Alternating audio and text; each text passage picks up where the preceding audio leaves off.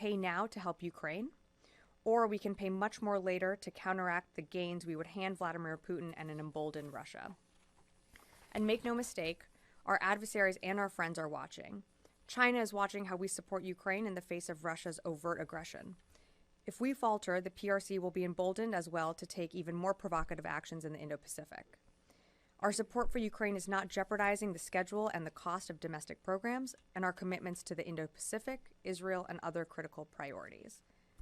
And while we welcome the introduction of this bipartisan supplemental, the department continues to urge Congress to pass our base budget. We still do not have an FY24 budget, as you all know, and the department will be getting ready to submit our FY25 budget. As the Secretary has said, the one thing we cannot buy back is time. And we are losing critical time under a CR that we need to be spending modernizing our military to meet the pacing challenge. Continually living under a CR is asking us to try and fight with one hand tied behind our back. And as you know, our adversaries don't have to live under a CR. We are already in our 5th month of this fiscal year, and the DoD is still currently operating under our 3rd continuing resolution. That puts at risk our national security and prevents the department from modernizing as we are constrained to existing funding levels. We ask that Congress immediately pass our base budget and supplemental request. And last, the department is hopeful that the Senate Armed Services Committee will move forward in advancing 6 nominations for critical senior roles in our civilian leadership to the Senate floor. Right now, these jobs are being performed by very capable acting officials, but we need the leaders we formally nominated to be approved by the Senate so that they can support the department, our capabilities, and our men and women in uniform. As we work to support Ukraine, surge military capabilities to the Middle East, and address the pacing challenge of the PRC, it's vital that we have these senior leadership roles filled with Senate-confirmed officials. And with that, I'd be happy to take your questions. I will go to the phone first, where we have Lita Baldor, AP. Thank you, Sabrina. 2 things, please. One, do you have any more updated, precise casualty estimates and other battle damage from the Iraq and Syria strikes over the weekend? Specifically, any number of enemy killed? And secondly, on the talks between the United States and Iraq, have they now restarted at all, or do you have an estimate when that might happen? And do you, by any chance, know how many sessions did they have? Was it just sort of the one introductory one, or more than that? Thank you. Yeah, thanks, Lita, for your question. I'll take the last one first. So on, I think what you're referring to is the Higher Military Commission. Those talks began a few weeks ago. Those were the initial sessions. I don't have how many meetings there were, but those were just the initial conversations. We remain committed to the HMC. We're committed to what we outlined in August of 2023 last year, and working with the Iraqi government. And so I'll just leave it at that. In terms of updated casualty numbers, I know General Ryder spoke to this a bit yesterday. When it comes to Iraq and Syria, that's something that we're continuing to assess. I don't have more specifics for you today. I know that's something of great interest to folks here in this room. When we have more definite numbers, we will read that out, but today I just don't have more for you on that. I'll come to the room. Jen. Sabrina, the Washington Post has a story out suggesting that Tower 22, the reason that the drone was able to get into Tower 22 and evade defensive systems is that there was no air defense system on site capable of shooting it down, that they were relying on electronic warfare that didn't work, and that the drone fired by the Iranian proxy was flying low enough that it evaded that measure. But why didn't Tower 22 as a base not have an air defense system capable of stopping this drone? Yes, thanks, Jen, for the question. So CENTCOM, as you know, is still doing its review. We're still assessing exactly what happened in that attack. And of course, CENTCOM and the Secretary will determine if there's any change or needs to be any change to our defensive posture at Tower 22 or any other base in the region. But I just don't have more for you on that specific attack. When I do, definitely let you know. Let me back up then, Sure. because take the investigation aside, Yeah. because that's often a stalling mechanism to not get bad news out. How many bases where U.S. troops are in the Middle East do not have air defense systems that can shoot down these drones? Well, as you can probably appreciate, I'm not going to detail from here, from the podium, our air defenses, where they're located, and how many bases have what. I think that just wouldn't be good for our own operational security and our force protection. promise not stalling here. Just Is this Washington Post story? again, I'm not going to comment or respond to an unnamed U.S. official who spoke about an ongoing review. I can commit to you that when CENTCOM is done doing its review, we will share the results of that and read out what we can from that assessment, barring the fact that there is classified information. Yeah, over here, yeah. Do you have any updates on I think it was 8 troops that were injured, the 8 troops that were evacuated among the dozens wounded in the Jordan attack? So I think, I believe there were 3 that were medically evacuated. 2 did go to, 3 went to Landstuhl, and I believe 1 remains there and 2 have come back CONUS to the United States. And then the remaining 5 have returned to duty. I don't have more specifics on their condition, but I believe at the time that they arrived in Landstuhl, they were stable. Just a second one. It's coming up on almost 3 years that this administration, one of the first foreign policy moves was freezing offensive arms sales to longtime allies, including some that the U.S. has had longer diplomatic ties with than Israel. And they cited human rights as one of the main reasons. We've seen tens of thousands of Palestinian civilians killed, some of them, women, children, and non-Hamas fighters or militants. So why hasn't the department recommended or taken the same approach to Israel in order to try to scale back on these civilian casualties? Because verbal warnings may not have done, what the department's looking for in terms of reducing civilian deaths. Well, I think what you've seen is a change in how Israel is approaching its war in Gaza. They've pulled back certain brigades. They are doing a more targeted operation there. From this podium and across this administration, I'm speaking on behalf of the secretary, but he's been very clear in his conversations with Minister Galan, and of course when he was in the region in December, about the need to protect innocent civilians, the need to allow humanitarian aid to flow into the region, into Gaza, to make sure that civilians, whether they be in humanitarian areas and hospitals, get the care that they need. So we've been very clear, both publicly and privately, about our position and about the need for Israel to do everything possible to protect innocent civilians. Dan. Thank you. Back to the Tower 22 issue. It would appear that the United States has more bases than it has air defenses in the Middle East right now, despite there being 160, 165, 168 attacks, and a growing number really by the day. Is this a failure of imagination at this point? Why would there not be, this sort of thing taken into account? Why would they not reconcentrate, pull back to fewer bases where you do have air defenses, some measure of actually protecting these troops seriously? So 2 things on that. One, as you mentioned, 100, 150, 160, 165 attacks. For a majority, those attacks have been unsuccessful. We've seen a majority of those attacks have minor damage to infrastructure, incur minor casualties to our service members. Not saying we don't take those seriously, we absolutely do, but the impact of those on our bases has not been significant until what happened at Tower 22. And that was tragic, absolutely tragic, that we lost 3 service members and over 40 were wounded. So that is exactly why CENTCOM is doing the assessment and review that it is right now, to determine what else we need to do, what happened, why this attack happened, how this drone was able to get through, how it was able to evade air defenses. But for the most part, our air defenses have been able to catch or been able to destroy any impact or any incoming from whether it be rockets or drones at bases.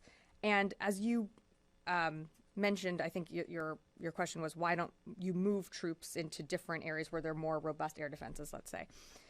Across Iraq and Syria and Jordan, the mission of these service members is the Defeat ISIS mission. So moving our troops and our service members into different areas takes away from their mission. That's what they're there for. That's what they're there to do. They're there to execute on and ensure the enduring defeat of ISIS and work with the partners, whether it's the SDF or the Iraqi security forces, to ensure the enduring defeat of ISIS. And that's exactly what they continue to do, despite the fact that these attacks happen, when they do. Sure. At the top, you read out raised some alarm about the supplemental and the situation with Ukraine and the PDAs and all of that. can we expect in coming days the Pentagon, particularly the administration side, the political side, to ramp up pressure on Congress as this seems to remain very much caught in limbo, caught in neutral, no real resolution here? Well, I mean, I don't think we ever stopped ramping up our pressure. I think we've had a pretty consistent drumbeat. I can't at this moment go back to every single time we've talked about the budget or the supplemental, but we've certainly been very public here from this podium about the need to pass a supplemental, to pass an on-time budget. We are way past that deadline at this point. I think back in December when we passed when we sent out our last Ukraine package, we spoke like around that time about we have no more money. We have no more authority to continue to give PDAs to Ukraine because we can't backfill our own stocks. So I wouldn't say that there's a renewed urgency. That urgency has been consistent. We've been saying it from the beginning. We've been sounding the alarm bells. All we can ask and continue to implore is that Congress pass a budget, pass a supplemental, so we can continue to provide aid to Ukraine. Dave. Forgive me if you said this at the top, but is any U.S. aid still going to Ukraine? The PDAs are run out, but what about USAI? There are certain contracts from USAI that are ongoing that have long-term contracts. I don't have that full list in front of me, but some of the contracts are years out. So yes, there are still some capabilities that will flow to Ukraine as those contracts close. Can you give us a list? We can work to get you something, or at least provide you some update of maybe some items that are still pending. Well, Yeah, Fadi. Uh-huh. Stuff that's going. Yeah, we'll work with you to provide what we can to update you on aid that continues to flow from USAI contracts.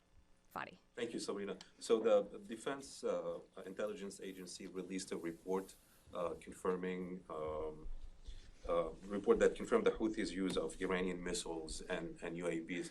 Are you able to talk a little bit about the key findings in the report? Address the report from the podium. Thanks, Fadi. I honestly have not seen the report or read the report yet, so I can't discuss the findings. But of course, we've been very clear that Iran does supply the Houthis, other IRGC-backed militias with weapons and different capabilities, including UAVs. So that's something we've been pretty consistent about. But in terms of the more specifics on the report itself, I unfortunately have to direct you to the report.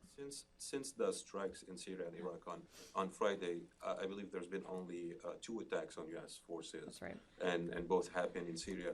Do you, even though it's a short period of time, do you attribute this decrease in number of attacks to the effectiveness of the strikes and the message that the Pentagon and administration sent to the region, specifically to the groups aligned with Iran? Well, I can't speak for the groups that continue to launch these attacks. All I can say is that I think we sent a very clear message, a very loud message in both Iraq and in Syria that these attacks must stop. But I can't predict the future. I can't predict that there won't be an attack tomorrow. But all I can tell you is that we've laid out that this will be a multi-tiered response, and we will continue to respond if we need to. Yeah, Carla. Thanks, Sabrina. Can you just provide some more details on the latest Houthi attacks today? I think I'm tracking 6 missiles at this point today fired. There were additional attacks, I believe, launched in the Red Sea. I don't have all the specifics. I know that we are working to get you some of those details, and when we have more, we'll provide them. And then just to follow on Iraq and Syria, no new attacks, just to follow up on Fadi, no new attacks today on U.S. forces in Iraq and I'm not Syria. tracking any new attacks. Laura. First of all, I really like your shoes. Oh. That needed to be said. Sorry. I am excited that this will be in the transcript as well. Yeah. Thank you. And on a totally different topic. Yeah. Okay. Great. There were reports today that the U.S. is providing military aid to Guyana, and I'm wondering if you can elaborate on that. What are we providing? How much money? And are we actually sending weapons, or is it just aid? That's a great question. I don't have more for you on that, so I'm happy to take it. Yeah, great. Megan. Can we get an update on the attacks, the total number in Iraq and Syria and the Red Sea, and injuries? So total number of attacks in Iraq and Syria, I'm tracking as of today 168, 67 in Iraq, 100 in Syria, and of course the one in Jordan. And I'm sorry, in the Red Sea, let me just see here. as of February 2nd, so a few days ago, but as of February 2nd, I have that the Houthis have attacked or threatened commercial vessels 41 times since November 19th. I don't have the latest updates from, of course, the weekend and earlier today, but as I mentioned, we'll work on getting those numbers out to you. Injuries from Iraq, Syria, and Jordan. Injuries, I believe I said at the top that we're still tracking that there were 40 injured in the Jordan. Are you asking more about TBIs? Overall, there were like roughly 80 last week. Has that number gone up since?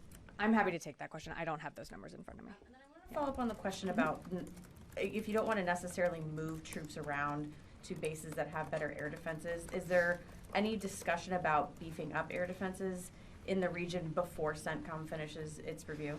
Yeah, I think the commander and the secretary and the chairman have, of course, discussed what else is needed to protect our forces in the region. I'm not going to go into those conversations or what changing our posture looks like, but that's absolutely something that is being discussed. And again, in terms of moving our troops around, the priority of the secretary is, of course, making sure that our forces are safe, but also is the mission. And the mission there is the enduring defeat of ISIS and making sure that our troops can do the job that they're there to do without these attacks happening and being protected. So again, CENTCOM is doing the review. They're going to continue to assess how this drone evaded our air defenses. And when we have more to share, we'll certainly share it with you. Tom, then Tom. Thanks, Sabrina. Yeah. Two questions. One on Ukraine, one on the Middle East. Sure. So on Ukraine, you sounded the alarm at the top about the... Just to be clear, we've been sounding the alarm. You have been, that's true. Yeah, okay. And I heard it again today. Great, great.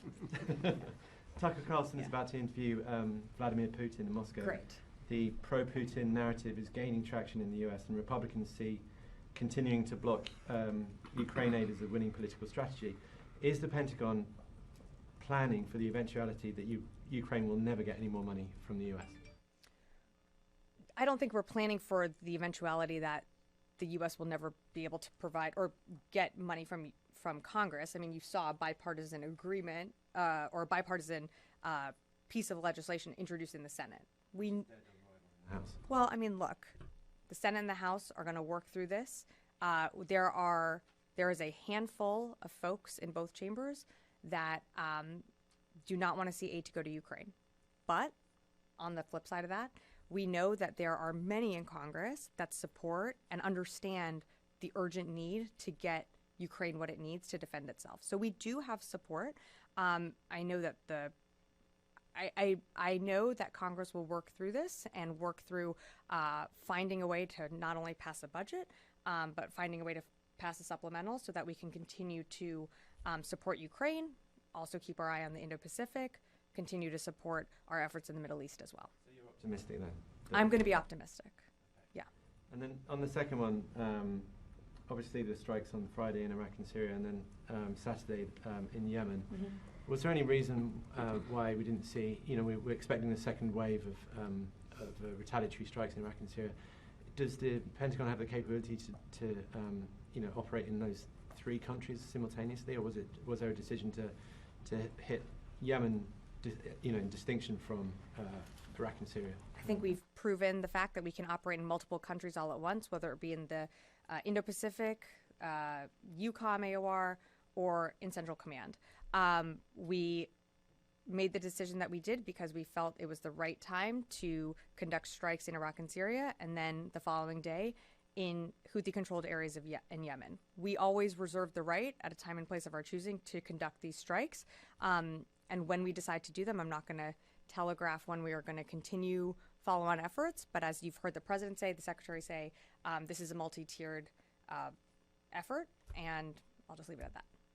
Tom. Thank you, Sabrina. Follow-up question on funding. Yesterday, Doug Bush was speaking at CSIS, and he was talking about how we've ramped up production of 155 millimeter shells at the new plant in Texas. He was projecting if things go according to plan, we could be up to 100,000 shells, the goal by the end of this year. Is that being funded by something separately other than the money that we don't have, like we referred to Dave, or how's that being funded? Or is that going to be impacted? I have two questions, but that's my first one. I mean, these are probably existing contracts that we had with the defense industry. I mean, we were very clear at the beginning of, I want to say it was early summer, that we have are trying to invigorate the defense industrial base to continue to provide 155 millimeter rounds. That's something that Ukraine continues to need on the battlefield. So I would direct you to Army to speak more to those contracts. Okay. The second one is, are you tracking, or is the Pentagon, the Pentagon tracking reports coming out of Konigsberg about GPS affecting GPS maneuverings of aircraft and ships of NATO nations on the eastern flank? If you're tracking it, what updates can you provide, please? I don't have any updates for you on that. I'm happy to take that question. Okay. Yeah, happy to take it. Yes, you and then Rio. 7 days ago, Kataib Hezbollah put a statement and they say that we are suspending attacks on the U.S. forces. Has they stopped the attacks on the U.S. forces since then?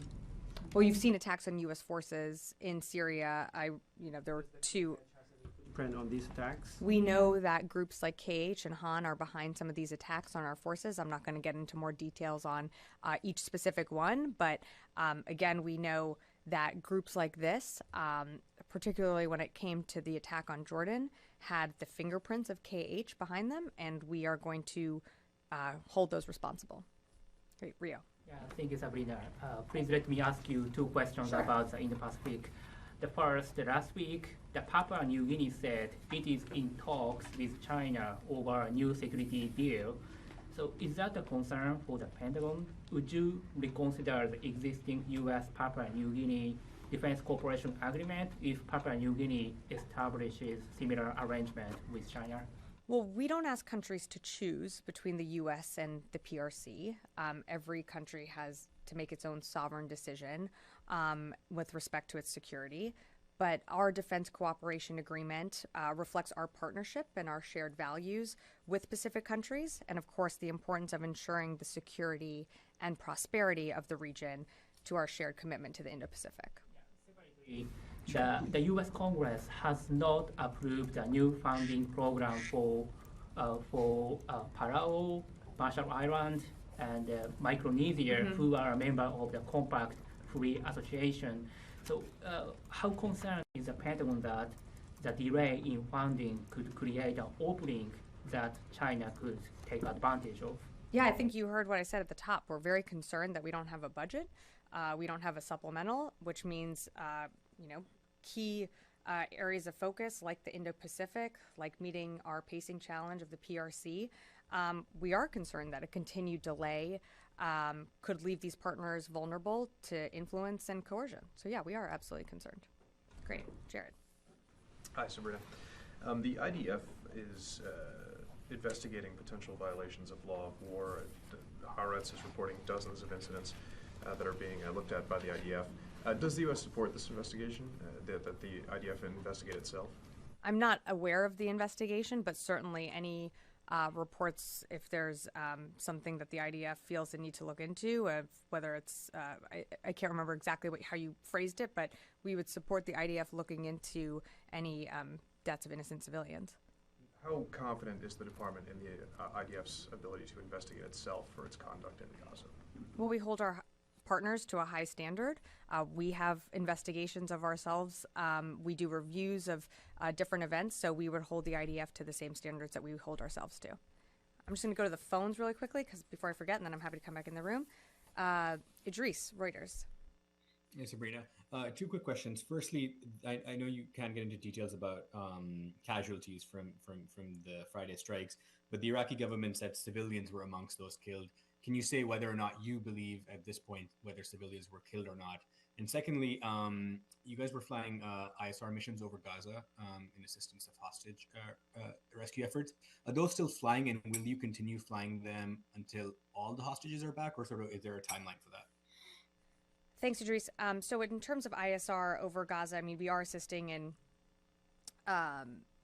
trying to recover hostages and rescue hostages. I don't have more to share on ISR, only that we do continue to assist the Israeli government in bringing home Americans who are still held captive and others from different nations. In terms of reports on civilian casualties, I've seen those reports. We take any any report of civilian casualties very seriously. As I mentioned, I don't have a battle damage assessment for you right now. It's something that CENTCOM is reviewing. And should we, when I have more information, I'd be happy to provide it. But of course, when it comes to any civilian casualty, we would take that very seriously. One or two more out on the phones. Heather, USNI. Thank you so much. I was wondering if the DoD is seeing the reporting from The Guardian suggesting that the Houthis may target internet cables in the Red Sea, and if there's any concern by the DoD that the Houthis might try to disrupt these submarine cables. Thanks, Heather. I haven't seen the Guardian report, but of course, any disruption to ships being able to transit our own forces in the Red Sea, anything that could disrupt that, of course, we take very seriously, but I haven't seen the report, so I just can't really comment beyond that. And last question on the phone, Jeff, task and purpose. Thank you. I know you said you're hopeful that Congress will pass a budget, but I remember March 2013 and sequestration very well. So would it be possible for DoD to provide a list of what it would not be able to do if Congress passed a year-long continuing resolution? I understand if it needs to be taken, but just an outline of, how many planes can't be bought, ships can't be built, missiles can't be purchased, etc. I too remember March 2013 as I was in the House when sequestration happened. So very familiar with that. Look, Jeff, I'm not going to get into hypotheticals just yet. This legislation was just introduced. We still have a pending budget that the House and the Senate are going to work through. Again, we've been very clear on the fact that we are operating under a continuing resolution, which is significant risk to our national security as our adversaries are able to continue to modernize while we are handicapped at being able to invest in new technologies, start new programs. But I'm just not going to go into hypotheticals just yet, but appreciate the question. Time for, yes, one more over here. Go ahead. Okay, thank you, Sabrina. What do you have for Russia and Iran, as they said yesterday at the United Nations Security Council, that Washington is not looking for a solution in the Middle East, and its strikes in Iraq and Syria is just escalating the conflicts? I would say that attacks on U.S. forces over 160 times is escalating tensions in the region. We don't see conflict with Iran. We don't seek a wider regional conflict, whether it be in the region. We have been very clear in our intentions in Iraq and Syria and at Tower 22 that they are there, our service members are there in support of the de-ISIS mission. So we don't seek a larger war. These attacks started on October 17th when IRGC-backed groups started lobbing missiles at our service members who are there, again, and have been there for over 10 years as part of the Defeat ISIS mission. So I think it's important that we give that comment some context. So one more question separately. Yeah. Bombarding the Iraqi Kurdistan region borders by Turkey is a daily routine. So have you tried to engage with either Turkey and Iraq in order to Turkey stop its strikes on Iraq? We are always engaging with Turkey. Turkey's a critical partner, a NATO ally, and I just don't have more for you on that. Thanks. All right. Thanks, everyone.